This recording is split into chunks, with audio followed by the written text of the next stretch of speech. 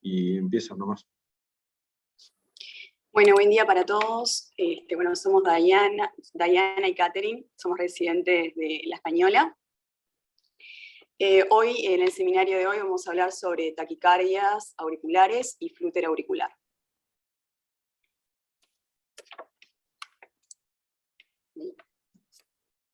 Bueno, yo voy a empezar hablando de las taquicardias auriculares.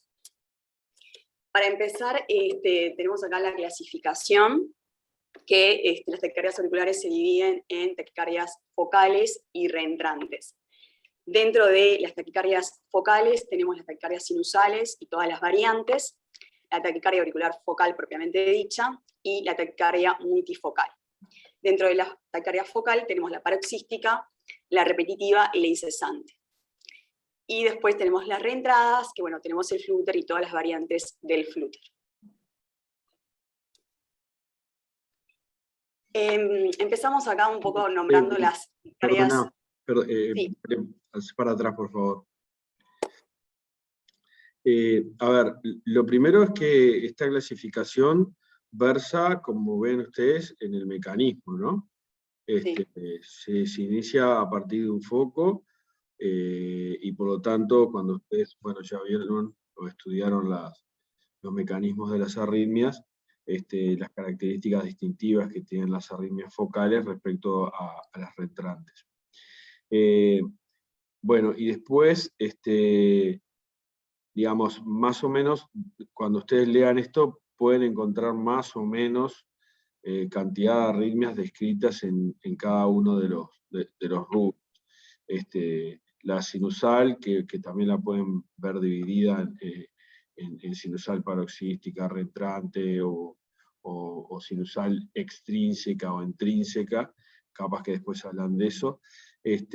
La taquicardia auricular focal propiamente dicha, que en realidad ahí se subdivide en la forma de comportamiento que ella tiene, y después esa otra que la clasifican como focal, en realidad no es un foco, sino que se plantea que son múltiples focos. Y después las reentrantes, bueno, que ahí ponen ustedes, son todas las macro reentrantes. Existen también micro reentrantes, que se comportan electrofisiológicamente como reentradas, pero que ocurren o transcurren en porciones muy chiquititas del tejido. Seguimos nomás. Perfecto. Bueno, empezando con las taquicardias entonces sinusales, saber que son siempre ondas P sinusales, mayor de 100 ciclos por minuto. Tenemos la sinusal fisiológica o común, que es una potenciación de descarga del nódulo sinusal, es por un aumento de la pendiente de la despolarización de la fase 4 del potencial de acción, y generalmente está determinada por el esfuerzo, el estrés, fármacos, o generalmente secundario a patologías. Lo importante es poder identificar la causa y tratarla. Luego la sinusal inapropiada, es una frecuencia que es anormalmente rápida, desproporcionada para el esfuerzo. Generalmente en reposo o mínimos esfuerzos, la frecuencia aumenta mucho, sin una causa subyacente explicable. Es más bien un diagnóstico de exclusión, y la característica es que la frecuencia es exagerada durante el día y la noche también, a diferencia del POT. Generalmente las causas puede ser variada y generalmente es multifactorial, y es más frecuente en mujeres jóvenes. Tienen un pronóstico benigno y en general no se asocia con una taquimiopatía. Después el síndrome de taquicardia postural ortostático, el POTS, se diagnostica cuando aumenta más de 30 ciclos por minuto la frecuencia cardíaca en posición erguida durante más de 30 segundos sin acompañarse de una hipotensión ortostática. También se da más frecuente en mujeres jóvenes y se debe a disautonomía, hipovolemia, estimulación hiperadrenérgica, por una neuropatía diabética. Y a diferencia de la sinusal inapropiada, la frecuencia en la noche vuelve a la normalidad. Y después tenemos la taquicardia sinusal paroxística, que generalmente se deben a microrreentradas, y son muy poco frecuentes. Y después acá lo que pusimos fue el tratamiento. que bueno, en relación a la taquicardia sinusal inapropiada, se debe evaluar y tratar las causas reversibles. También se puede considerar la ibabradina, sola o combinada también con los betabloqueantes para su tratamiento. Después la sinusal por reentrada, se utilizan los bloqueadores de canales de calcio, y también se puede llegar a considerar la ablación en pacientes muy sintomáticos. Y después el POTS, es importante, bueno, hacer un tratamiento más higiénico, o sea, programar ejercicios, tomar mucho líquido, y también se puede considerar para el tratamiento de la ibabradina. Sí, a ver, el examen que sirve para que ustedes puedan distinguir una taquicardia sinusal inapropiada del POTS, es el Holter. Holter. Ahí está. En el Holter ustedes ven que, digamos, la taquicardia se produce exclusivamente durante el día o cuando el paciente está en posición vertical y en la noche baja a la normal. Y la taquicardia sinusal inapropiada conserva el descenso nocturno, entonces por eso es importante que descanse el paciente cuando le hacen el Holter, ¿no? Y también esto lo ven en las variables de función autonómica, particularmente en la variabilidad RDR del Holter, en que durante el día está como clavado a frecuencias altas, con poca variación. Y bueno, el uso de ibabradina, la evidencia es bastante débil de cualquiera de las cosas, pero bueno, en general la ibabradina la usamos asociada a betabloqueantes siempre que los tolere, porque estos pacientes lo que ocurre es que muchas veces son jóvenes y no toleran el uso de betabloqueantes por hipotensión. Y después, y lo último que digo es para el POT era subir la presión, es una buena idea, que no es buena en la gente hipertensa y en la gente con cardiopatías, ¿no? Y las drogas que tenemos para eso cada vez son menos. Usábamos mucho la amiodarina, pero ahora ya no existe en plaza. Y bueno, a veces lo que eventualmente pueden quedar son otras drogas con más efectos adversos, como los corticoides y demás, porque ahí lo higiénico dietético entonces tiene que jugar un papel muy importante, y hacer programas de entrenamiento que tienen que tener ese carácter que sea bien progresivo, bien de a poco, porque las personas se sienten mal cuando hacen ejercicio, y hay que estimularlos de que aguanten ese sentirse mal a cargas crecientes de ejercicio aeróbico. Sí, bueno. Bien. En relación a las taquicardias auriculares en general, tiene una incidencia de 3,4 cada 1000 habitantes, es igual en hombres y en mujeres, lo que sí es más frecuente en niños, y más que nada en niños con cardiopatía congénita, ahí aumenta mucho más la frecuencia. Y en adultos generalmente son un 5% de los pacientes que son enviados a un estudio electrofisiológico. El ritmo auricular es rápido y se caracteriza por tener ondas P que no son sinusales. El origen es en las aurículas y no necesitan del nodo AB ni del ventrículo para mantenerse, y se sostienen aún en presencia del bloqueo AB. En relación al mecanismo, como recién dijo Alejandro, dividimos en automatismo, actividad desencadenada o reentrada. Las reentradas pueden ser micro reentradas o macro reentradas, y por eso en el siguiente punto lo que también es importante diferenciar entonces, focal o multifocal, a diferencia de las macro reentradas que son el flúter y las variantes del flúter. En la clínica y el pronóstico de estas arritmias están relacionadas al estado cardiovascular del paciente y a la frecuencia de la taquicardia.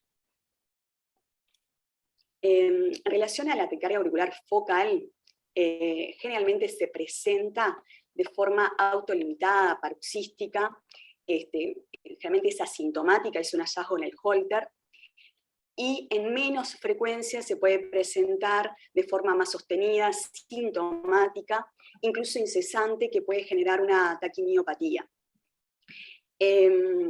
Se da generalmente en corazones enfermos, post cirugía cardíaca o con cicatrices, pero también se pueden ver en corazones sanos de forma idiopática muchas veces.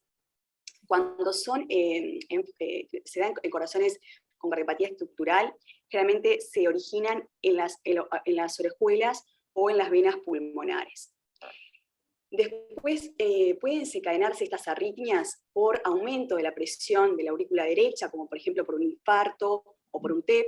También están relacionadas al alcohol, la tefilina, la hipopotasemia, la hipoxia, cocaína, y por la intoxicación digitálica es una de las formas de presentación. En este caso, cuando se da por intoxicación digitálica, el mecanismo que se produce en realidad son por actividad desencadenada, y muchas veces se puede presentar con un bloqueo AB variable o un bloqueo 2-1, que hace sospechar justamente que es una taquicardia auricular, y cuando se presenta así, generalmente tiene una alta tasa de mortalidad, más que nada no por la intoxicación digitálica, sino por la cardiopatía subyacente. Después, lo importante entonces, como dijimos, de estas arritmias, que se originan en un foco de la aurícula, en un área pequeña que se extiende de forma centrífuga al resto de las aurículas. En relación a la clínica, como dijimos, pueden ser asintomáticas, o lo más frecuente que se presente con palpitaciones, disnea, y muy raramente puede dar síncope, y muy raro que dé una muerte súbita cardíaca.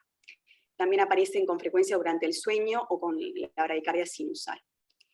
En relación al electrocardiograma, la taquicardia auricular focal se presenta generalmente con un QRS fino, salvo que tenga ya un bloqueo de rama o orgánico o funcional. Pero si no, generalmente es un bloqueo fino, un QRS fino, que tiene frecuencias, puede ser de 100 a 300, pero lo más frecuente es que se presente entre 130 y 250 ciclos por minuto. La característica es que tienen 3 ondas o más, ondas P iguales, sucesivas, que son regulares y que no son sinusales. Y en general, una característica es que tenga un intervalo isoeléctrico. Esto, como vamos a ver, no siempre es así, porque puede existir taquicardias auriculares que no tengan un intervalo isoeléctrico, al igual que la macro reentrada puede presentarse con intervalo isoeléctrico. Pero bueno, esta es una característica que se puede llegar a tener en cuenta para diferenciarlas. Cuando se presenta con intervalo isoeléctrico, generalmente es porque hay es una aurícula que está dañada, con cicatriz. Después se relaciona al RP. En general también es el RP más largo que el PR, pero también esto no siempre es así, no es el 100% de las taquicardias auriculares. Existen algunas que el RP es más corto, y esto va a depender un poco del punto de origen de la taquicardia y de la frecuencia. Una característica también de las taquicardias, más que del automatismo, que son por automatismo, tienen un calentamiento, un enfriamiento, y esto lo podemos ver en el electro. Cuando comienza justamente la taquicardia, vemos que la frecuencia va en aumento, y al terminar se produce el fenómeno de enfriamiento, que va disminuyendo la frecuencia. Como dijimos, puede darse un bloqueo AB, que puede ser variable, y la frecuencia ventricular va a depender del tipo de bloqueo y el grado de bloqueo, pero en general es una conducción 1-1 o 2-1. Y después de la taquicardia, generalmente en el electro pueden quedar cambios en el ST y la onda T. ¿Querés decir algo, Alejandro? No, me parece que estás diciendo todo.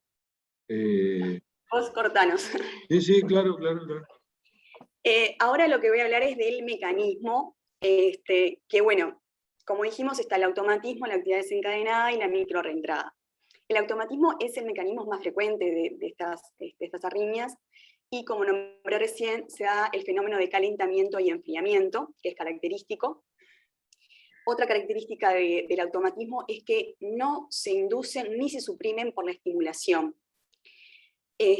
Puede sí ser facilitado por estímulos adrenérgicos, como el isoproterenol, y los estímulos vagales, los betabloqueantes y los calcio antagonistas pueden llegar a suprimirla. Sin embargo, la adenosina en general lo que hace es una supresión transitoria de la arritmia. Importante también mencionar que el automatismo es más frecuente en pacientes jóvenes. A medida que avanza la edad, va perdiendo justamente, en las personas más añosas pierden el automatismo, y en las personas añosas lo más frecuente que se dé es el mecanismo por microreentrada. Después, la actividad desencadenada en general son postpolarizaciones tardías, que también pueden ser inducidas por estimulación auricular, que a diferencia de la microreentrada, acá en la actividad desencadenada necesitamos una estimulación bastante continua para poder inducirla. En la microreentrada, generalmente con un estímulo o un par de estímulos ya se pueden inducir. También se puede dar el fenómeno de calentamiento. Están facilitadas, la actividad desencadenada está facilitada por isoproterenol y puede ser acelerada o puede finalizarse por sobreestimulación. Las maniobras vagales, los betabloqueantes y los calcio antagonistas y la adenosina acá pueden suprimirla. Acá abajo no se ve el cursor, pero acá pusimos un ejemplo en realidad de fenómeno de calentamiento. Y después, por último, las microreentradas son paroxísticas, o sea, tienen un inicio y final brusco, y se inducen, como dije, y se suprimen por estimulación. Con una estimulación ya se puede inducir. Pueden ser con el verapamilo y la adenosina, y el 50% de los casos generalmente se dan en pacientes con aurículas enfermas, como dijimos, con cicatrices, en posoperatorio, de cirugía cardíaca. Bien. Sí. Ponela para atrás. A ver, no es fácil de distinguir una de otras, aún durante los estudios electrofisiológicos. Pero bueno, el automatismo es digamos, la típica extrasistolia auricular que ustedes ven y están informando en los Holter.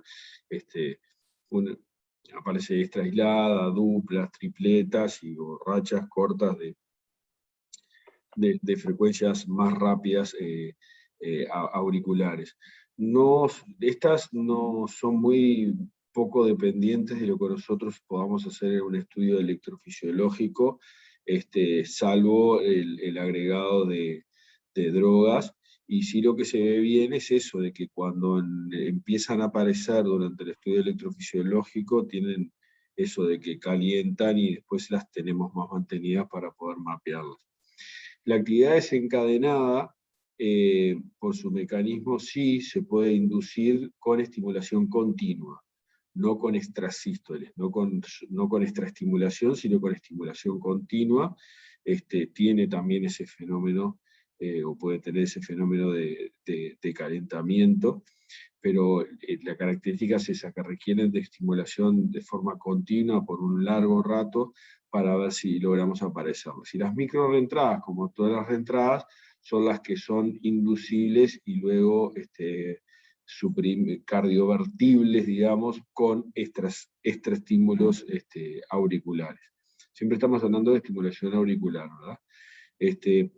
Cualquier escenario de esto se está hablando de la presencia, habitualmente, de la presencia de cardiopatía, podamos detectarla o no.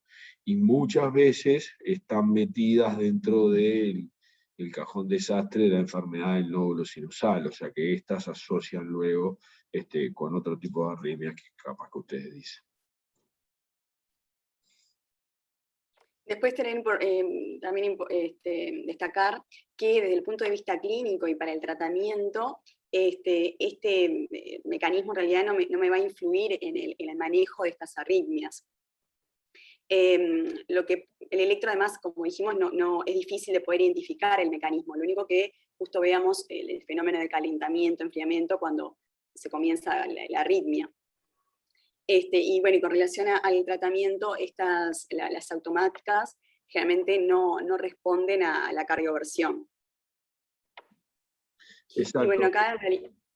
Está bueno de repente para el tratamiento farmacológico ver el ciclo circadiano que tienen y ver si es un fenómeno que aparece más dependiente del estímulo vagal durante la noche o durante el día. Esto es igual que la FA, y digo porque si ustedes tienen una arritmia que predominantemente se induce en la noche o en el reposo, quizás si ustedes le hacen beta bloqueantes la empeoren. Entonces, conviene a mirar eso, a ver qué drogas hay, y de repente en esas situaciones empezar, por ejemplo, con anticálcicos o eventualmente con antiarrítmicos que aseguren. Bien. Bueno, acá más o menos lo mismo, en realidad son maniobras para diferenciar los diferentes mecanismos de las arritmias. Y después se relaciona la presentación clínica, como dijimos, se puede diferenciar la taquicardia auricular focal en paroxísticas repetitivas o incesante. La paroxística generalmente se presentan con palpitaciones, que a veces pueden ser percibidas por el paciente como irregulares, porque tienen bloqueo de variable, pueden ser desencadenadas por el esfuerzo, tienen un buen pronóstico, y en general están relacionados al mecanismo automático y actividad desencadenada. Luego la repetitiva, son paroxismos cortos y reiterados, que son separados por episodios de ritmo sinusal, y frecuentemente se asocia a la fibrilación auricular paroxística. Y luego la incesante, que es cuando se presenta la taquicardia auricular focal casi permanente. No todo el tiempo, el 100%, pero la mayoría del tiempo, que pueden estar por separados por episodios de ritmo sinusal. Se dice que la taquicardia auricular incesante es al menos 90% del tiempo en un paciente que está monitorizado o 50% del tiempo en un holter de 24 horas. Estos pacientes, como están casi siempre con la arritmia, pueden estar asintomáticos en un inicio, hasta que, bueno, después estas generalmente pueden inducir taquimiopatía, y ahí, bueno, pueden presentarse con síntomas de insuficiencia cardíaca y tienen, obviamente, peor pronóstico. El mecanismo más frecuente de estas arritmias es el automatismo, y en general se originan en la aurícula derecha. Lo que encontramos también es que aproximadamente el 8,3% de los pacientes con taquicardia auricular focal desarrollan la taquimiopatía, y que en realidad se puede dar generalmente en pacientes con justamente la arritmia más persistente, y cuando se produce, cuando es incesante, la disfunción del ventrículo izquierdo es frecuente y se puede presentar hasta un 63% de los casos. Bueno, como ya vinimos diciendo, en realidad el diagnóstico es clínico, electrocardiográfico, y en realidad lo que me va a definir el tipo de arritmia es el estudio electrofisiológico. Como para saber diagnósticos diferenciales, es siempre, diferenciarlas de las otras taquicardias supraventriculares. Existe la maniobra del bloqueo AB, con presencia de un bloqueo AB, me va a apoyar el diagnóstico de la taquicardia auricular, y para diferenciarla de otras taquicardias supraventriculares, y también es importante poder diferenciar la taquicardia auricular focal del flutter, que, como dijimos, no siempre con el electro lo puedo hacer, porque la línea isoeléctrica no siempre me va a descartar la macro reentrada, y más que nada si es una aurícula con tejido cicatrizal. Acá pusimos un ejemplo de taquicardia auricular a 300 ciclos por minuto, con un patrón de ondulación continua sin una línea isoeléctrica. Y después acá, otro ejemplo del electro, se puede ver una conducción variable, conducción 3-2 y 2-1, que bueno, que también la taquicardia auricular persiste a pesar del bloqueo. Sí, las taquicardias auriculares pueden no tener, digamos, línea isoeléctrica entre una onda y la otra en dos situaciones. Una es cuando, como esta que estás mostrando, que va muy rápida y en realidad una depolarización se sucede a la otra. Y la otra situación es cuando en realidad es en el contexto de aurículas muy enfermas que tienen trastornos muy importantes de la conducción intraauricular.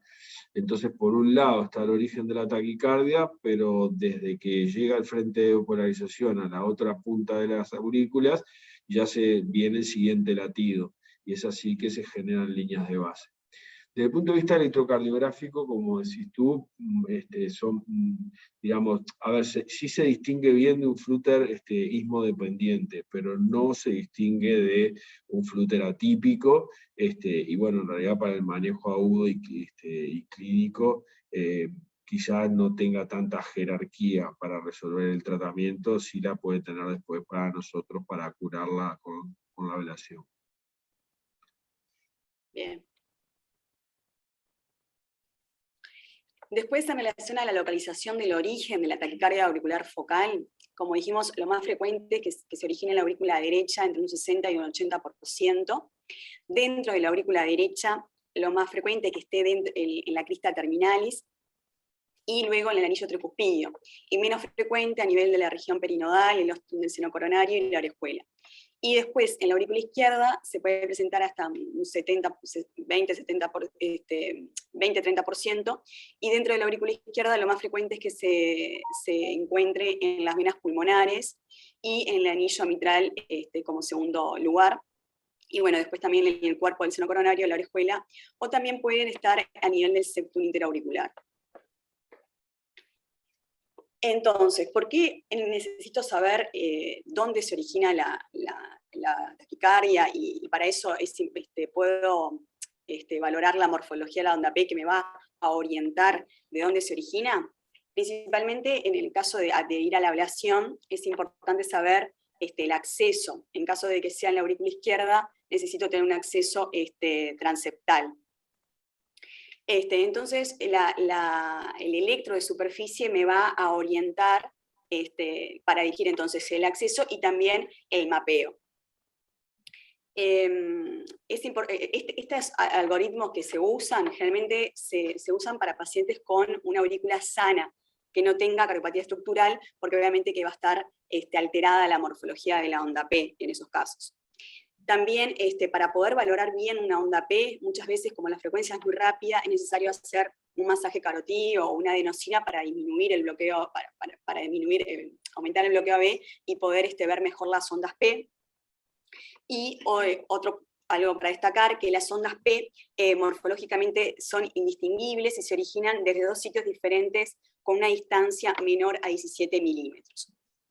Entonces, en realidad, algoritmos existen varios y algunos varían un poco, pero lo importante tener en cuenta es si se origina de la aurícula derecha o de la aurícula izquierda. Entonces, si se origina de la aurícula derecha, B1 y ABR van a ser negativos, y ABL y D1 van a ser positivos. Si se originan de la aurícula izquierda, D1 y ABL van a ser negativos y B1 y ABR van a ser positivos. Y después también tengo que mirar las derivadas inferiores y ver si es positivo o si es negativo. ¿Ah? Entonces, por ejemplo, si tengo B1 negativo y ABL positivo, se van a originar en la aurícula derecha. Acá después puedo ver ABR, y si es negativo, esto me va a orientar a que sea el origen de la cresta terminalis. Y si es positivo en cara inferior, va a ser el origen a nivel de la cresta terminalis superior alta, que no sé si lo dije, pero es el lugar más frecuente donde se originan las taquicardias auriculares. Y después voy a tener, si es negativo en cara inferior, que sea el origen más inferior de la cresta terminalis. Después, bueno, si ABR no es negativo, acá tengo que ver un poco la transición de la onda P en las precordiales y ver la amplitud de la onda P, que si es precoz va a ser de la orejuela derecha o del anillo tricuspidio si es tardío, y si no también puede ser a nivel de septal derecho. Por otra parte, después si B1 es positivo y ABL es negativo, lo que me va a orientar a que sea justamente la aurícula izquierda. Si ABR a su vez es positivo, me va a orientar a que sea del seno coronario, y si ABR es negativo, tengo que ver la morfología de la onda P. Si es mayor a 80 milisegundos, me va a orientar a que sea de las venas pulmonares izquierdas, y si no va a ser de las venas pulmonares derechas, y después a su vez tengo que ver la cara inferior y ver si es positivo o negativo para ver si es de las venas pulmonares inferiores o superiores.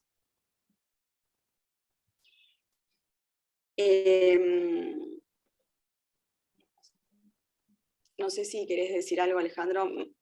No, me parece que está bien. El eje siempre es lo que hay que fijar. Todos los algoritmos, ustedes ven, de extrasístole, de auricular, ventricular, de Wolf, todos tienen que ver con el eje. Ustedes tienen que dominar, este, a encontrar el eje de cada onda, de cada segmento que se pretende. Pero bueno, está bien que lo que se hiciste es centrarlo en ABL para resolver si es derecha o izquierda, ¿no? Desde el punto de vista nuestro, de resolver una conducta invasiva o no, eso importa mucho porque abordar un foco a derecha no tiene nada que ver con abordar un foco a izquierda, ¿verdad? Ahí va.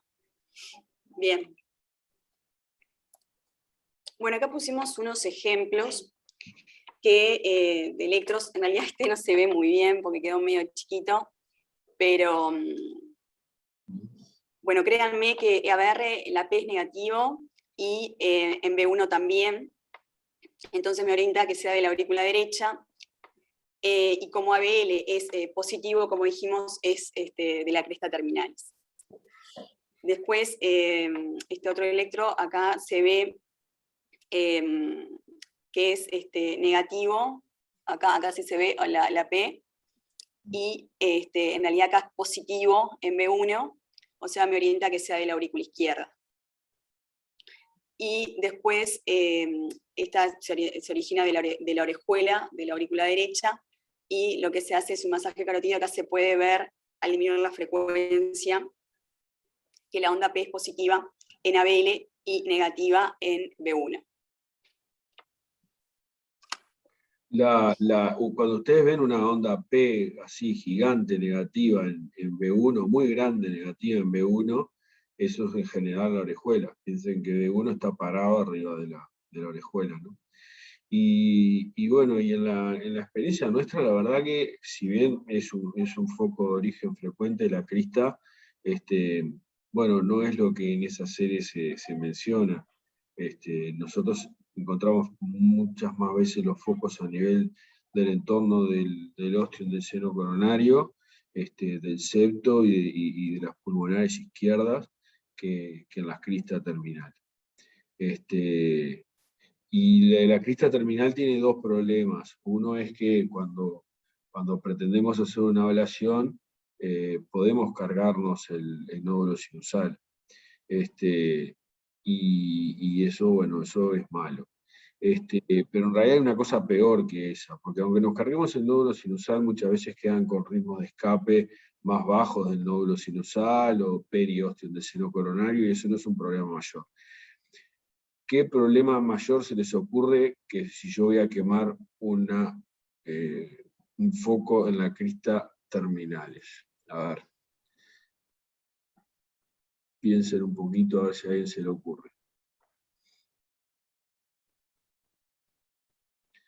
Voy a aplicar radiofrecuencia en la crista terminal, eso es pare libre de la aurícula derecha. También pasa cerca del nervio frénico, también, que es una de las complicaciones. Exactamente. Es quemar el nervio. Sí, son las complicaciones. Sí. Que se pueden dar. Muy bien, eso es lo que hay que tener más cuidado de todo. Bueno, seguimos. En relación al tratamiento de estas taquiarritmias, cuando se presenta con inestabilidad hemodinámica, bueno, como sabemos, lo primero que hay que probar es la cardioversión, y si no tiene inestabilidad hemodinámica, se puede probar con la adenosina, que a veces pueden responder, o a veces puede ser una supresión transitoria, y bueno, me va a servir también para el diagnóstico. Y como en segundo lugar, el litiazem, verapamilo o los betabloqueantes, que en realidad van a ser el tratamiento para poder disminuir la frecuencia. Y si no son efectivos, como en tercer lugar está la eutilidad, la flecainida y propafenona o amiodarona. Y en caso, bueno, de no poder, si los fármacos son inefectivos, se puede probar con la cardioversión. Como dijimos, en el caso del automatismo, que son las más frecuentes, generalmente la cardioversión puede ser inefectiva. Después, en relación al tratamiento crónico de estas taquicardias, cuando justamente son incesantes, muy sintomáticas, se va a preferir hacer la ablación, que tienen un gran éxito con la ablación. Tiene un gran éxito. Si no, se va a probar, o sea, se va a hacer el tratamiento farmacológico. Y en este caso, los betabloqueantes, el litiazem, puede ser una opción, o la propafenona flecainida, en caso de no tener cardiopatía estructural. Y si son efectivos, la ibabradina también es una opción, que lo que también encontramos sobre la ibabradina, este trabajo, que lo que dice es que es eficaz la ibabradina en el 64% de los pacientes que fueron estudiados, en pacientes que tenían una taquicardia auricular focal incesante y corazones estructuralmente normales. Se vio que en este caso la ibabradina está relacionada, o sea, va a actuar a nivel de la corriente FANI, que tiene que ver, está relacionada a su vez con el mecanismo de automatismo. Y también lo que se vio en este estudio es que las taquicardias que son sensibles a la ibabradina se originan con mayor frecuencia a nivel de las orejuelas auriculares. Bien, pero bueno, acá destacar eso, que la ablación para la taquicardia auricular, que es frecuente, recurrente y muy sintomática, indicación 1 es la ablación.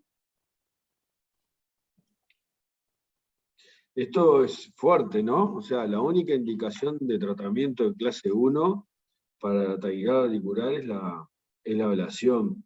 O sea, más allá del sentido propagandístico que ustedes le puedan ver a lo que estoy diciendo, es también lo que dicta la evidencia. Entonces, piensen que nosotros, más si son gente joven o corazones estructuralmente no muy patológicos, si nosotros estamos indicando drogas que además, y probablemente deben ser por el resto de su vida, ¿no? Entonces son cosas que uno tiene que hablar con el paciente, porque claro, a prima facie uno tiene como que más miedito a un procedimiento invasivo, pero no nos olvidemos la contrapartida de ese miedito es medicación para toda la vida. Yo realmente no recuerdo, prácticamente no tengo pacientes medicados con antiarrítmicos clase 1 por taquicardias auriculares. Me parece que el riesgo de la proarritmia en los clase 1, realmente no sé cómo llegó eso a indicación 2A. Sí tengo con betabloqueantes, anticálcicos, algunos con ibabradina. Y tratar con amiodarona una taquicardia auricular, eso me parece realmente muy mal, independientemente que sea un 2B en la guía, realmente me parece que estamos exponiendo a un riesgo a largo plazo totalmente innecesario a los pacientes. Bien. Bueno, después pasamos al estudio electrofisiológico. Acá sí capaz que necesito un poco de ayuda, pero en realidad lo importante de estas arritmias es poder inducirlas para poder ablacionarlas. Y bueno, si no está presente, entonces se puede inducir con extraestímulos o con isoproterenol. Y es importante justamente también eso, poder inducirlas y poder localizar el foco de origen de estas arritmias. Para eso se usa la cartografía de activación, que lo que se hace es buscar la activación más temprana respecto al inicio de la onda P a nivel del electro de superficie. Entonces, los puntos de mayor precocidad, que es de donde, digamos, parte el origen de la taquicardia y después, como dijimos, se va a desparramar de forma centrífuga. Esos puntos de mayor precocidad son los puntos, la precocidad es mayores de 20 a 30 milisegundos con respecto al inicio de la onda P, y es donde justamente se va a ablacionar. Bueno, a derecha se puede utilizar catéteres multipolares y a izquierda como dije ya, se necesita hacer un abordaje transeptal y en general se usa el catéter de seno coronario. También para poder localizar mejor estos puntos de origen, se usan los sistemas de navegación, que son justamente reconstrucciones en 3D, una cartografía más detallada, que facilitan entonces la lectura de la propagación de la activación, lo que va a mejorar el diagnóstico y el tratamiento. Sí, esto, bueno, la semana pasada estuvimos hablando acá con los colegas que estaban en el hospital de cómo se construyen estos mapas, porque bueno, a nosotros nos puede parecer obvio por los años trabajando con esto, pero sabemos que no.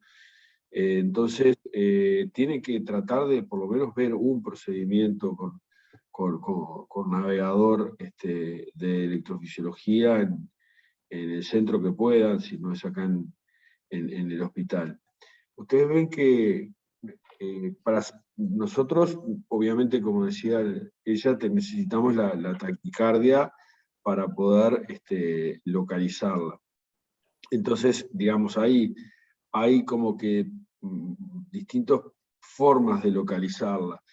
Una, si se quiere, es anatómica, o sea, buscar la zona que, por ejemplo, tiene la cicatriz, donde nosotros encontramos una cicatriz en la aurícula.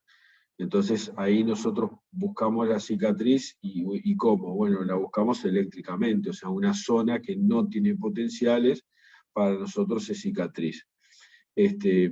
Eso siempre se hizo así, pero bueno, con el advenimiento de los navegadores, nosotros vamos marcando puntos por toda la aurícula, y después el navegador nos dice cuál de esos puntos tenía el voltaje más bajito. Nosotros le definimos un punto de corte, le decimos al navegador, considera cicatriz cuando el voltaje sea menos de tanto, y ahí nos dibuja la zona que hay desde el punto de vista eléctrico una cicatriz. Es una aproximación, digamos, anatómica.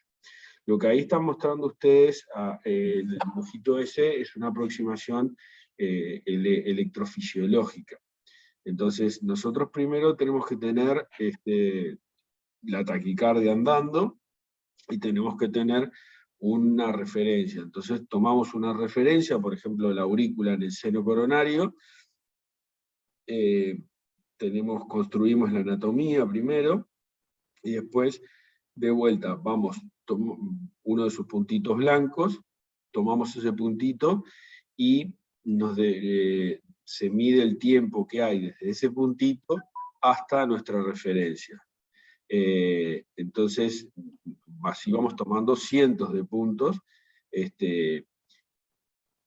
cada punto tiene un tiempo a la referencia.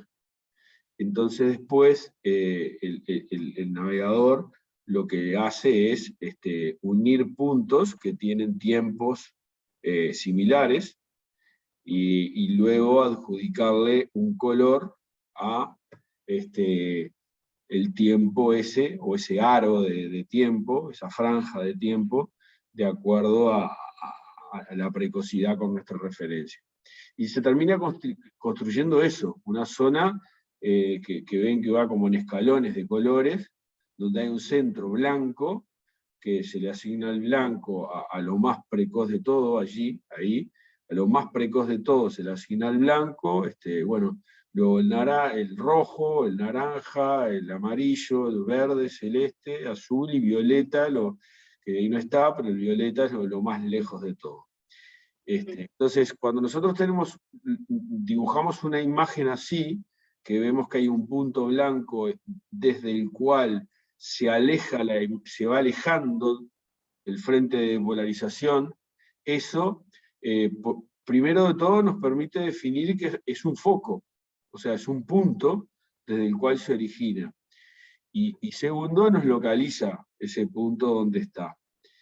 Cuando nosotros tenemos que esa zona más precoz va avanzando, y termina junto con la zona que es más tardía, o sea, digamos, no sé, en la jerga popular, cuando la cabeza se muerde la cola, digamos, la víbora, entonces ahí decimos, no, mirá, no era un mecanismo focal, era una reentrada, porque parte, recorre todo y llega de vuelta a ese mismo lugar. ¿Tá? Entonces, el navegador nos permite ver la cicatriz, ver el mecanismo, localizar un foco, y en el caso de las reentradas, pensar cuál es un lugar más vulnerable del circuito para nosotros ir y trazar una línea. Esto es una explicación muy rápida que si no la vemos en un pizarrón o en la sala o en el navegador, les va a resultar difícil, pero que bueno, que está bueno que ustedes tengan el concepto de cómo. Bien. Y bueno, en relación a la ablación en sí, como dijimos, es indicación 1 y de elección para la taquicardia auricular focal, más que nada cuando es recurrente, incesante, incluso cuando deriva en una taquimiopatía. Es el tratamiento curativo y, no sé acá, pero lo que encontramos que tiene una alta tasa de éxito, entre un 70 y un 100%, y acá lo que encontramos también acá dice un 85%. También la tasa de éxito va a depender si es originado en la aurícula derecha o en la aurícula izquierda, como es más difícil justamente que sea exitosa en la aurícula izquierda. Y depende también de la capacidad de poder inducir la taquicardia, para poder ablacionarla. Las reentradas son más fáciles de inducir, pero en general son más difíciles de eliminar por completo. La tasa de complicaciones es muy baja, y las complicaciones que se pueden dar es el derrame pericárdico, taponamiento, la parálisis del nervio frénico, como dijimos, y bloqueos AB, disfunción sinusal, estenosis de venas pulmonares, o a nivel del acceso vascular también pueden presentar hematoma, fístula arteriovenosa. La tasa de recurrencia es baja, acá habla de un 20%. Y bueno, la ablación entonces se realiza la radiofrecuencia en el punto de máxima precocidad y es efectiva cuando vemos electrogramas fragmentados. Los bipolares se ve la precocidad, como dijimos, en un 20 a 30 milisegundos del inicio de la onda P, y los monopolares tienen en general una configuración de QS. La aceleración de la taquicardia durante la ablación, antes de su terminación, también está relacionada a mayor éxito, y el procedimiento se da por finalizado cuando no se evidencia más la taquicardia espontánea ni se induce con estimulación.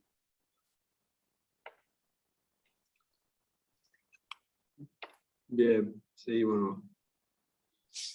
Después pasamos con la taquicardia auricular multifocal, que esta taquicardia se da más que nada una frecuencia de 120, 140 ciclos por minuto. La característica es que son ondas P de 3 morfologías diferentes, son ciclos irregulares con una conducción AB variable, intervalos PP, PR y RR variables. Es muy poco frecuente.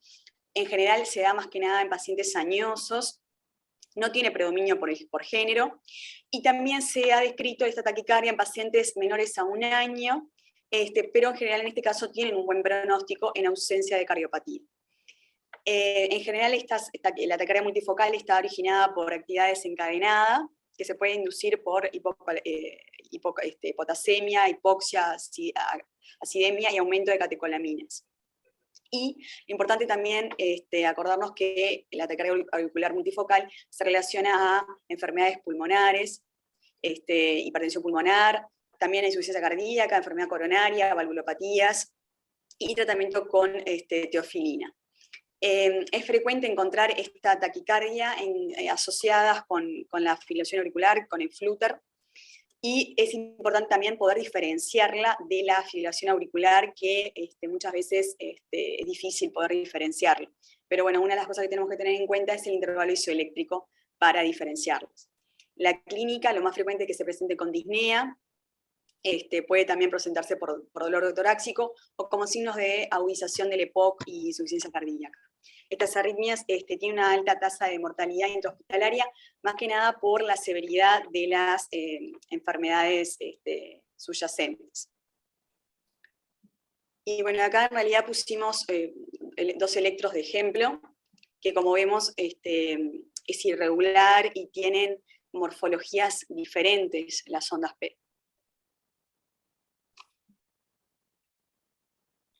En relación al tratamiento, de primera línea tengo que tratar la enfermedad que tiene el paciente. Los antiarrítmicos no son útiles y la ablación acá tampoco es útil porque tiene mucha tasa de recurrencia, como se presenta, como la arritmia se origina en diferentes focos, es difícil justamente poder ablacionar todos. Lo que sí se recomienda es el tratamiento con magnesio intravenoso, aunque los niveles de magnesio estén normales. Y bueno, acá terminaría con la taquicardia auricular. Sí, a ver, la taquicardia auricular multifocal, a mí siempre me intrigó porque es una arritmia que a los posgrados les gusta tanto. Viven diagnosticando taquicardia auricular multifocal por todos lados. En realidad, para los electrofisiólogos, escuchamos taquicardia auricular multifocal y es como si escucháramos fibrilación auricular. O sea, a casi todos los fines prácticos es lo mismo. Todavía no tenemos por ejemplo, todavía no tenemos una evidencia muy fuerte, pero bueno, tratamos de inventar fibrilación auricular para ir, por ejemplo, también a la anticoagulación, de acuerdo al Chat-Bash, suelen ser corazones muy enfermos, con muchos factores de riesgo. Es imposible andar quemando todos los focos y además, digamos, es equivocado desde el punto de vista patológico, porque lo que tenemos son zonas que despiertan una enfermedad diseminada, entonces uno no puede a punta de catéter ir solucionando todo, salvo aquellos casos muy especiales, también como casos muy especiales de fibrilación auricular, en los que no podemos controlar la frecuencia realmente, nos complica mucho y bueno, y terminamos llegando a la ablación, pero del nodo auriculoventricular y el implante de un marcapaso, un resincronizador según el caso. Pero bueno, más o menos ya le digo, escuchamos taquicardia auricular multifocal y prácticamente estado pre o FA, ¿no? Bueno, muy bien. Probablemente no vayamos a terminar con Flutter, pero bueno, no importa, hacemos como la vez anterior, lo terminamos si ustedes pueden el lunes temprano. ¿Está? Tenemos media hora más. Bueno, empezamos entonces con el flúter auricular. Primero las generalidades. Saber que el flúter es una macrorreentrada y es 70 a 80% de las macrorreentradas. Es una actividad auricular que es regular, con ondas auriculares de amplitud y morfologías que son constantes, con frecuencias de 260 más o menos, en realidad de 250 a 300 ciclos por minuto, que característicamente no tienen línea isoeléctrica entre las ondas P. La relación auriculoventricular es variable, aunque lo más frecuente es que se conduzca con un bloqueo 2-1, y tenemos dos tipos grandes que son en realidad el típico y el atípico. El flúter típico es el que involucra el istmo cabo-tricuspidio y se puede dividir en antihorario, según cómo se conduzca, o en horario, que ahora lo vamos a explicar. El flúter típico antihorario es el que se le llama flúter auricular típico, y el horario es el flúter auricular típico inverso. Después el flúter atípico es el que no involucra el istmo cabo-tricuspidio, y bueno, y en realidad conceptualmente saber que es poco frecuente que el flúter sea permanente, que en general o revierte a ritmo sinusal o degenera en FA. En cuanto a la etiopatogenia, los factores predisponentes son muy similares a los de fibrilación auricular, sobre todo la hipertensión, diabetes, enfermedad arterial coronaria, valvulopatías. Puede ser secundario también a posoperatorio de cirugías cardíacas, como cardiopatías congénitas. Pero la mayor frecuencia es la relación con la patología pulmonar, PEP, EPOC o trasplante pulmonar. También puede estar vinculado a tirotoxicosis, alcoholismo y pericarditis. Está más relacionado con la dilatación de la aurícula derecha, se da en 15 a 20% de los individuos sanos, es bastante más frecuente en hombres, y bueno, es la arritmia más frecuente en pacientes con trasplante cardíaco. En cuanto a la clínica del flúter auricular típico, que es el 90%, puede ser paroxístico, se tolera peor que la fibrilación auricular porque la frecuencia ventricular es más rápida, y tanto la fibrilación auricular como el flúter están asociados en contextos clínicos similares e incluso coexisten en los mismos pacientes. La conducción del flúter AB tiende a ser 2-1, con una frecuencia ventricular entre 130 y 150 latidos por minuto.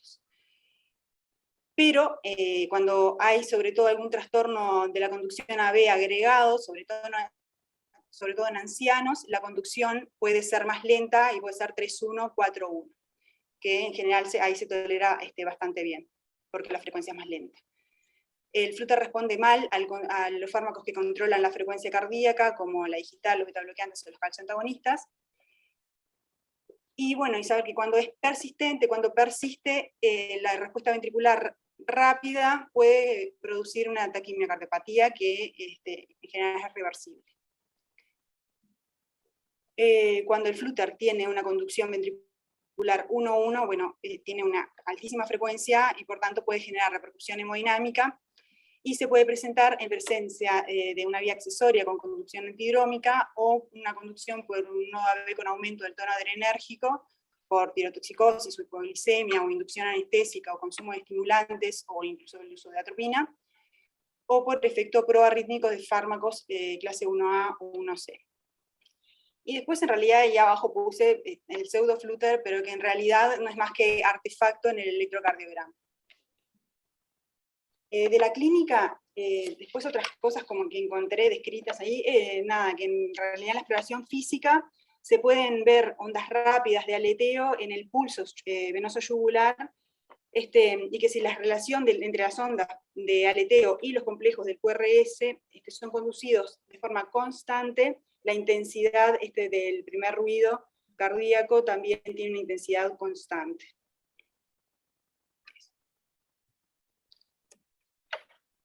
Bueno, en cuanto al mecanismo del flúter, bueno, como dije antes, es una macrorreentrada, por lo que tiene una activación que es circular, es decir, es reentrante, gira alrededor de un obstáculo que es de gran tamaño, que en general se define como de varios centímetros. Los patrones electrocardiográficos se van a ver modificados también si tiene cirugías previas, por ejemplo. Entonces ahí capaz que un flúter típico no se ve como un flúter típico. Cuando hay sobrecarga auricular izquierda también se puede ver alterado el patrón del electrocardiograma, o cuando hay ablación previa, o incluso por fármacos antiarrítmicos. Saber que la longitud del ciclo en general es entre 200 y 240 milisegundos, y que es muy estable, las variaciones son de menos de 20 milisegundos. Y bueno, que con tratamientos farmacológicos, o si hay retraso en la conducción auricular, la longitud del ciclo en realidad se puede prolongar, llegando hasta 300 milisegundos, y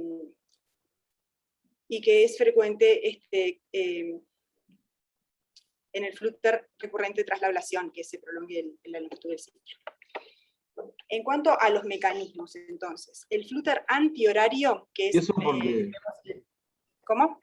¿Y eso por qué? Que después de la ablación, si recurre, se lentezca la longitud de ciclo.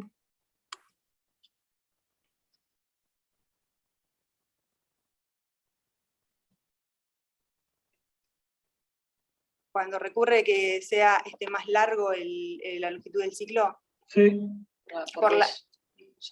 Claro, porque ya ablacionaste en algunos lugares y en realidad conduce más lento. Bien, bárbaro. Vos les viene como un terror cuando hago una pregunta. Mirá que... Es que a veces se bloquea la sinapsis. A veces. Bueno, entonces, a la izquierda vemos una imagen de un flúter antihorario, que ahí lo que vemos es que el frente de activación va a descender por la aurícula derecha anterolateral y asciende por el septum, entrando a la aurícula izquierda por el seno coronario. De esa forma nosotros vemos que se aleja de la cara inferior, entonces vemos las ondas F de flúter negativas en cara inferior y positivas en B1. En el flúter horario, el frente de onda en realidad va en dirección opuesta, bajando por el septum y subiendo por la pared lateral, entrando a la aurícula izquierda por el haz de Bachmann, de forma que en realidad se va acercando hacia la pared inferior, viendo después las ondas positivas en cara inferior y más anchas, y negativas en B1.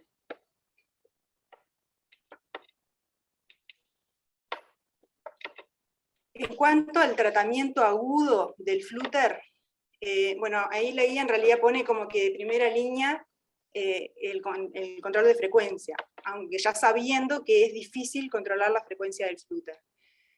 El control se hace en pacientes que tienen una baja tasa de bloqueo, es decir, la frecuencia ventricular está muy rápida, o son pacientes muy sintomáticos, y se pueden hacer con beta bloqueantes, calcio antagonistas o dioxina, que lo que hacen estos fármacos son prolongar el periodo refractario, pero por otro lado también disminuyen la conducción del nodo AB.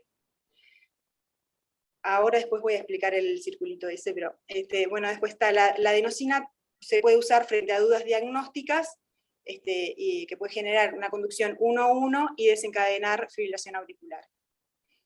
Y bueno, y tener en cuenta eso que dijimos antes, ¿no? Que es difícil controlar la frecuencia. Para el control del ritmo se pueden usar fármacos o cardioversión eléctrica o estimulación. En cuanto a los fármacos, para el control del ritmo se pueden usar los antirrítmicos de clase 3, como la ibutilida o la dofetilida, que lo que hacen es prolongar el periodo refractario sin modificar la velocidad de conducción. Esto es importante porque, en realidad, para que la reentrada se mantenga, la longitud del circuito, la longitud del ciclo tiene que ser mayor que la longitud de onda. Entonces, la longitud del circuito es eso, en realidad es la longitud del circuito del flúter, que en realidad es una medida que es en distancia por tiempo. Y la longitud de onda sería como el frente de onda que va girando en torno al circuito del flúter. Entonces, como dije antes, para que se mantenga la reentrada, la longitud del circuito tiene que ser mayor a la longitud de onda. Si nosotros logramos que la longitud de onda, que es velocidad de conducción por periodo refractario, sea mayor a la longitud del circuito, podemos cortar la reentrada. Una de las formas es, por ejemplo, con los fármacos clase 3, que lo que hacen es eso, es prolongar el periodo refractario y no modifican la velocidad de conducción, de forma que alargan la longitud de onda y pueden cortar la arritmia. La amiodarona, a pesar de que es un antiarrítmico también clase 3, es más efectiva para el control de frecuencia, en realidad, que para el control del ritmo, no es muy efectiva para la cardioversión. Después los fármacos clase 1A y 1C son poco eficaces, no se recomiendan, porque los 1C en realidad prolongan el periodo refractario, pero disminuyen la velocidad de conducción, entonces no prolonga mucho la longitud de onda, y bueno, puede facilitar la conducción 1-1, que si los da solo, en ausencia de otros fármacos que bloqueen el nodo AB, eso facilita la conducción 1-1 y puede facilitar la aparición de fibrilación auricular, por ejemplo. Bueno, después la cardioversión eléctrica se puede usar también en baja frecuencia, en pacientes que tienen deterioro hemodinámico o después de haber fracasado las otras estrategias, pero también podría ser la primera elección, siempre teniendo en cuenta el riesgo embólico, que por más que el riesgo embólico en el flúter es menor que el del FA, sigue existiendo. Y bueno, no sé, Alejandro, si quieres decir algo de esto, porque no sé si quedó muy claro, soy un poco mala explicando. No, a ver, lo que explicaste respecto digamos, al circuito, es en realidad un concepto muy, muy importante de la electrofisiología, que bueno, creo que todos lo deben terminar de entender.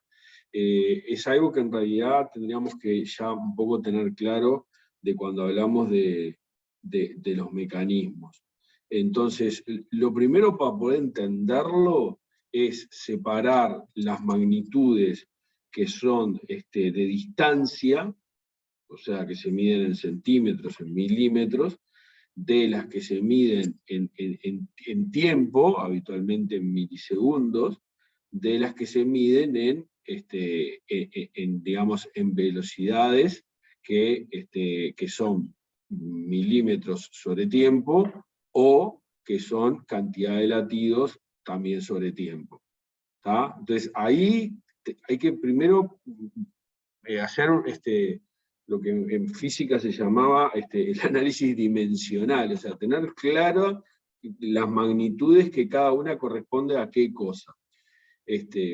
Bien, nosotros tenemos lo que es un periodo refractario, ¿tá? O sea, vamos a hablar con palabras un poco más sencillas y conceptos similares. Tenemos el tiempo que un determinado sector de ese círculo que dibujaban ahí demora entre que recibe un estímulo y es capaz de recibir el siguiente. ¿Tá? Eso es un tiempo. ¿Tá? Luego tenemos una velocidad de circulación de ese frente de onda, el cual demora un tiempo también desde que sale de un lugar hasta que llega a ese mismo lugar. ¿Tá? Si nosotros el tiempo que demora desde que sale de un lugar hasta que llega a ese mismo lugar es más rápido, o sea, más corto que el periodo refractario, cuando llegue lo va a encontrar refractario y la arritmia se corta. Ahí va. ¿Tá? O sea, si yo hago que esa onda vaya más rápido que lo que demora en recuperarse el miocardio, eso se corta. Entonces, eso lo podemos usar para cortar la arritmia. ¿Cómo? Bueno, o aumentando los periodos refractarios, o aumentando la velocidad del circuito. Ahora, aumentando la ¿eso sirve velocidad para del todas las circuito... reentradas? ¿Cómo, David? Sí, sirve para todas las reentradas ese Sí, razonamiento. sí, es más fácil de entender en las macro reentradas, pero sirve para todas las macro reentradas, todas las reentradas. Entonces, aumentar la velocidad con que se desplaza ese frente de onda, que digamos desde el punto de vista teórico sería una estrategia, ¿qué te llevaría? Bueno, te llevaría a aumentar la cantidad de ciclos que hace por minuto, o sea, te llevaría a aumentar la frecuencia de la taquicardia. Entonces, como estrategia para cortar la taquicardia, aumentar la frecuencia de taquicardia, si bien desde el punto de vista teórico es razonable, desde el punto de vista clínico es inaplicable. ¿Está? Entonces, lo que vamos a hacer por lo segundo, utilizar drogas que se intenta prolongar el periodo refractario. ¿Qué pasa? Si nosotros usamos drogas que prolongan el periodo refractario, pero también disminuyen la velocidad, son cosas que están yendo a contramano. Claro. O sea, si yo prolongo el periodo refractario, pero también disminuyo mucho la velocidad de conducción, voy a seguir teniendo la taquicardia. La voy a tener más lenta, pero voy a seguirla teniendo. ¿Se entiende eso? Sí. Y no solo la voy a tener y más lenta, sino que además, como es un fenómeno que ocurre a nivel de la aurícula, el hecho de que yo vaya a bombardear al nodo auriculoventricular con una frecuencia más lenta, puede hacer que ese nodo permita pasen más cantidad de ondas que las que pasaban cuando la frecuencia era más rápida. Claro. Entonces ahí, paradójicamente, yo enlentezco el flutter, pero la conducción pasa a ser 1 a 1. O sea que mi frecuencia ventricular termina siendo más rápida. Lo cual, de vuelta, desde el punto de vista clínico, no es aceptable. ¿Sí? Sí. Bien. Y voy a tirar un último concepto. Hay más, pero voy a tirar un último concepto aprovechando el dibujito que pusieron. Mientras digamos, el periodo refractario, es más corto que el tiempo que demora en dar toda la vuelta al frente de onda, la taquicardia se mantiene, ¿verdad? ¿Está? Entonces, el tiempo, o sea, la diferencia de tiempo entre el periodo refractario y el tiempo que demora la onda en dar vuelta a todo el circuito, es lo que se llama el gap excitable.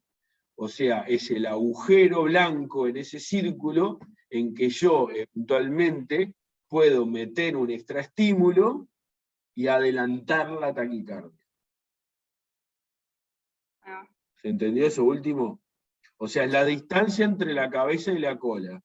Eso es el gap excitable. ¿Ah? Si existe gap excitable, puedo dar un extraestímulo y justamente... Claro. Si yo hago que ese gap excitable sea 0, se va a cortar la taquicardia. Sí, se corta. Porque una condición para que exista la taquicardia por reentrada es que haya un gap excitable.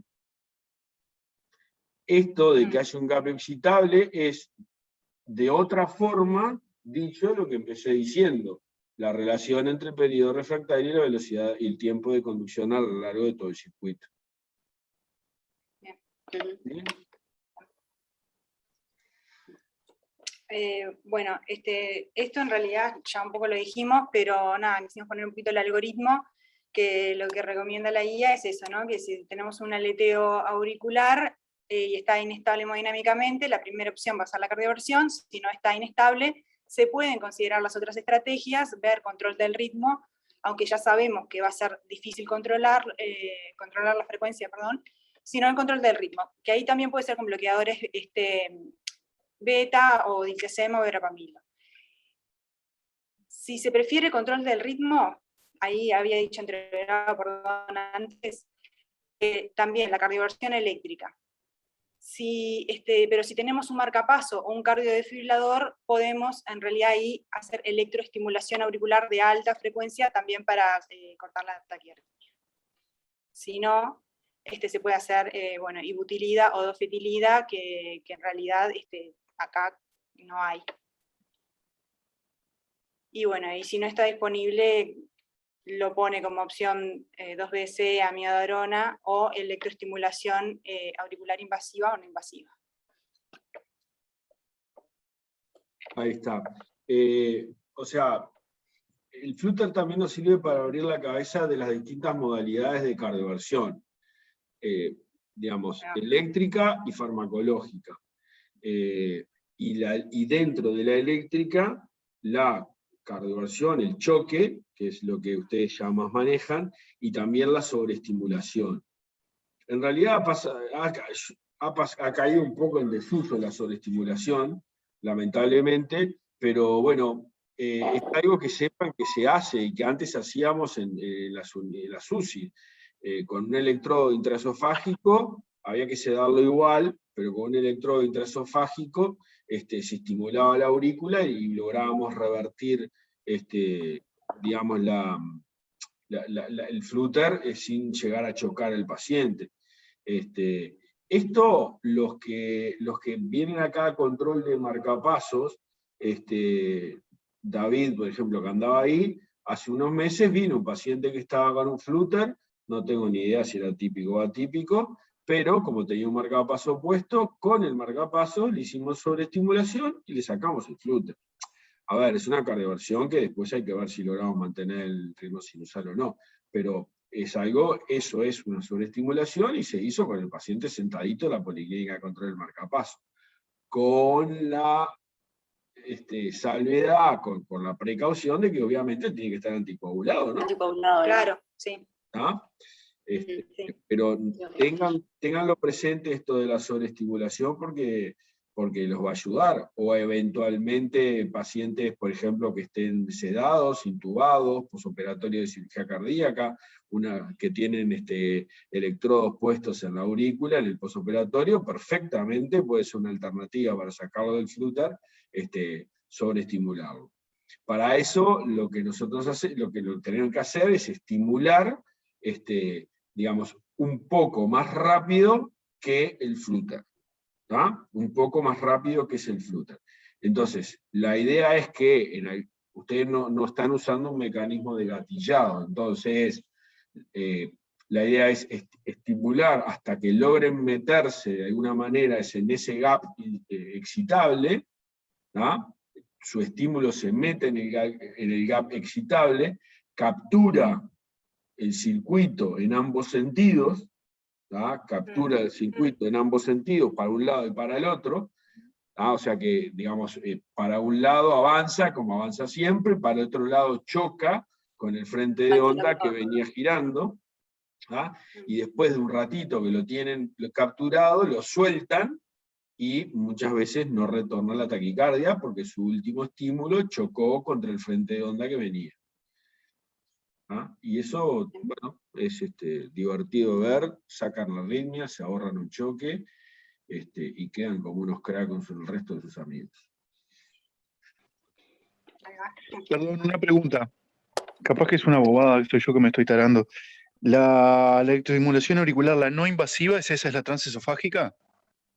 Bueno, por eso se puede hacer o transesofágica si no tenés otro acceso. El esófago pasa por detrás del fondo de saco de Haller, o sea que si estás estimulando la pared posterior de la aurícula izquierda, lo podés hacer con los electrodos epicárdicos que te dejan en cirugía cardíaca, lo podés hacer con los electrodos endocárdicos que tenés en un marcapaso DDD o AI, y bueno, por lo menos con esas cosas, y hasta eventualmente lo podés hacer con los parches, de un desfibrilador externo. El problema es que el parche desfibrilador externo no está capturando aurícula, está capturando aurícula y ventrículo. Entonces por eso se prefiere no hacerlo. Ok. Bien. Bueno, respecto al tratamiento crónico, bueno, primero mencionar un poco la anticoagulación, que como dije antes, el riesgo de tromboembolia es menor que en la FA, pero igual sigue siendo significativo. En realidad la incidencia de embolia sistémica en el flúter es más o menos un tercio relacionado con el de FA. Y hay que guiarse por los scores de riesgo de tromboembolia. Después vimos un articulito que en realidad lo que nos habla, un estudio prospectivo que básicamente lo que nos dice es eso, que el riesgo de flúter igual es significativo y que hay que guiarnos por los scores. Ese es el concepto que trata de transmitir. Después, para que ustedes tengan una idea, los datos epidemiológicos probablemente más fuertes que tengamos de fibrilación auricular vienen de Framingham y vienen de los franceses. En Framingham la definición operativa de fibrilación auricular incluye flúter. O sea, cuando Framingham saca un trabajo, un estudio que dice la ocurrencia de tromboembolia, o los factores de riesgo de fibrilación auricular, en realidad les está hablando de fibrilación auricular y flúter a la misma vez. Bien. Bueno, después como tratamiento crónico, en realidad el concepto de que la ablación del circuito de flúter es la terapia más eficaz, que de hecho tiene menos del 10% de recidiva, y bueno, y también saber que después de la ablación en realidad hay una alta incidencia de FA a largo plazo. Otra estrategia que se puede utilizar también es bloquear el nodo auriculoventricular de forma completa y evitar que se conduzca al ventrículo izquierdo. Bueno, y las drogas antiarrítmicas en realidad están indicadas cuando la ablación no es posible o no desea realizarse. En cuanto a las recomendaciones, bueno, la ablación para episodios recurrentes y sintomáticos del istmo cabo-tricuspidio es recomendación 1A, y después se recomienda también la ablación con catéter en centros con experiencia para los episodios recurrentes y sintomáticos que no dependen del istmo cabo-tricuspidio, y también se recomienda la ablación para pacientes con aleteo auricular persistente o persistencia de la función sistólica del ventrículo izquierdo deprimida debido a una taquimiocardiopatía. Después, como indicación en realidad 2A, nivel de evidencia C, se debe considerar la ablación del nodo auriculoventricular con estimulación cardíaca permanente posterior, que ya sea biventricular o estimulación de las de His, si las medidas descritas anteriormente fracasan o el paciente tiene arritmias auriculares macro reentrantes, persistentes y sintomáticas con frecuencias ventriculares altas. Y después de esta diapositiva, en realidad, íbamos a empezar a hablar del estudio electrofisiológico, que son las 10:25, y capaz que, si quieren, los podemos dejar para el lunes, porque es un poco complejo de explicar. Bueno, bien, me parece bien, quedamos acá con la introducción de indicaciones, y bueno, entonces yo tampoco digo nada de las indicaciones y me lo reservamos para ese momento. ¿Está? Bien. No sé si los demás colegas tienen preguntas o algo para ellas.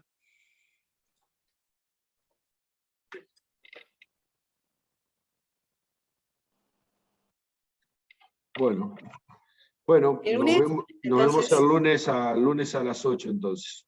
a las 8 horas, sí, está, bárbaro. Hasta luego.